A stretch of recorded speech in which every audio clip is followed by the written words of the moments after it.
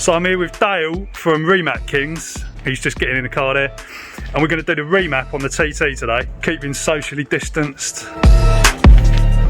So we've got a stable 12 volt power supply on the car. What's the reason for that? That's so that, so that the ECU doesn't power down. So if it powers down during the write, it will basically brick the ECU, so the ECU is then unreadable and you can't write back over it, so it needs a new ECU. So the voltage needs to stay stabilised for a safe upload of the information. Nice. So is that uploaded now? Just read the information out of your ECU. I'm now going to save that into a file, send it off to our office where a file writer will then apply. So we'll go through your file and then apply the map and send me a file back to upload it to your ECU. Cool. So it's kind of like a check.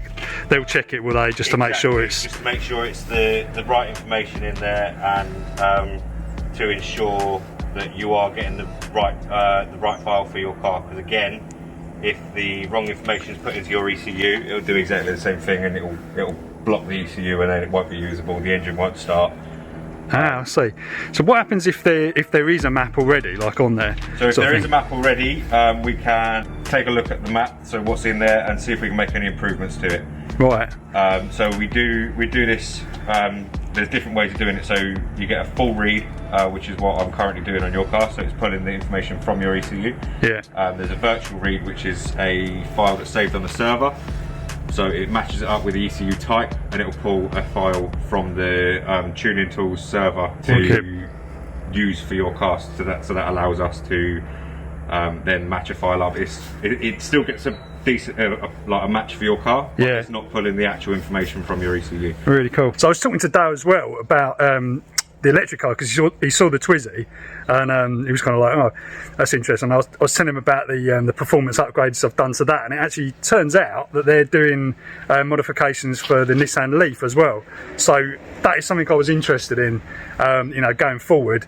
This sort of thing, what are these guys, you know, as a company doing remaps, what's going to be the future of that? You know, are they going to sort of go into electric cars and stuff, which is an interesting thing. Dale tells me basically that they are going to be doing remaps on electric cars, because they do have sort of similar kind of torque and power sort of profile programming, so you can actually kind of flash like you would a conventional car, just do a remap, and they're getting a little bit more power out of a Nissan Leaf. So, you know, the electric car modified scene is probably about to kick off. So is it ready to write then now? It's ready to write now, just making sure the voltage is stabilised. It's uploading, like 78. And then now it's going to start writing. Okay, flashing process. So Dave was saying they normally do like a sort of test run, but of course because of COVID times can't do that, so it's down to me to test it. Number 6. Yeah. It will flash all that up, because it's basically taking information out. It's erasing information from the ECU, and then it's rewriting the modified part of it. So it's done the first block, now it's just moved on to the second, so that'll probably stop flashing around on the dashboard. That's it, it's gone now. But yeah, that'll all clear down once it's completed. But people are usually like, yeah, paranoid. They make a lot of noise, but sometimes the Volkswagen stuff puts the fans on as well, which is another thing, just to keep the ECU awake, but it does drain the battery quite quick, so you've got to have it all running just in case. That's the thing. If you sort of try and, you know, you see some of these like home kits or whatever. Yeah. If you tried doing this, I'd never. I mean, stuff like Bluefin, the ones that come, you get the box and it's already got a map pre-applied onto it. Yeah. Plug in and do it. Yeah, they're pretty good, because they're quite safe. I mean, it can still go wrong if your battery's not. Yeah, if it's not up to anything like that, but they're safer and more stable than some of the other stuff that you can get. Yeah, I should imagine. Yeah, it's sort of a lot of fake tools, like clone tools on the internet as well that you can buy, which are quite good at destroying ECUs. So I'd probably stay away from them. And those sort of tuning boxes as well. They, you know, the tuning boxes are good, but it just basically masks what the ECU sees. Yeah, exactly. It's modifying it, isn't it? Exactly. It changes the reading that the sensor's giving back to the ECU. Yeah. So they're good, they work, but sometimes they're as expensive as getting a map. And then if you've got a map, the ECU's always in control, because you've told the ECU that the boost is going to run at a higher parameter and the fuel pressure is going to run at a higher parameter.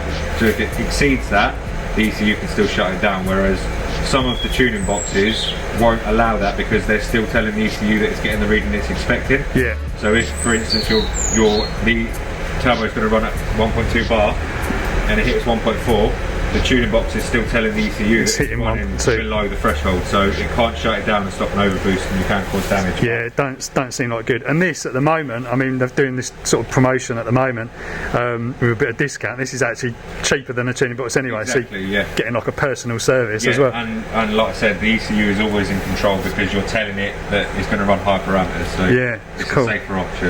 And I'm paying for this. I'm not getting it sponsored or anything. So one thing I was just asking Dale is there an upper limit on software? Like when they're creating these maps, could they potentially just, you know, push as high a power as possible and just blow the engine? Would anything in the car actually prevent that? And he's saying that actually you could actually, in theory, just go as high as you want and blow an engine up. Damage. It's mad, isn't it? So you have to work up and then stop when you start getting to the limit, and then come back down a little bit, just so you've got a little bit of a buffer. Yeah. So that, I mean, like for instance, on a hot day, with lower octane fuel, you're more likely to get detonation if you're right at that limit. So it's going to change the characteristics. On a cold day, you're okay because the cold air is denser, so you're getting more air into the cylinder, more oxygen into the cylinder to burn with the fuel. So yeah, you're less likely to get detonation. Just make sure it starts. Looks like it's done. Starts. Like if that last bit hadn't gone in, it probably wouldn't have started. So yeah, there was a little hiccup. Yeah. It said it failed, but then it just restarted again. The software just picked up from where it left off. So is there any way of knowing if it's like? It's what if the map's not gone in? Yeah. No, the map's in there. It's definitely in. It's in. Yeah. You'll feel it when you go up the road as well. It's all done. All done. Thanks, mate. Thanks for all the information as well. It's alright. Nice one. Right, so I'm just going to give it a quick test, and then he's actually hanging around out there to make sure it's sort of behaving, because they can't do the test run themselves. Let's give it a go. Whoa! My God! Oh my God! Guys, I'm serious, that is bonkers!